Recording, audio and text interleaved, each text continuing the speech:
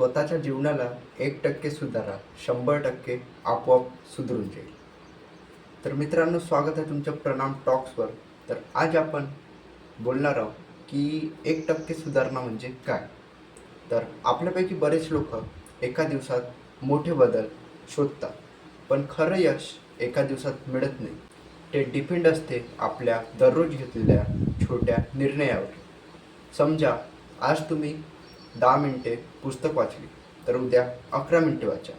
आज तुम्ही 10 पुशअप मारली, उद्या 11 पुशअप मारा. आज तुम्ही 30 मिनिटं अभ्यास केला, उद्या 35 मिनिटं अभ्यास करा. यालाच म्हणतात 1% सुधारणा. हे सांगायला खूप छोटं वाटतं आणि विचार करायला पण खूप छोटं वाटतं, पण सातत्याने 1 वर्ष जर तुम्ही हे केलं तर 100% बदल हे तुमच्या जीवनात येतच.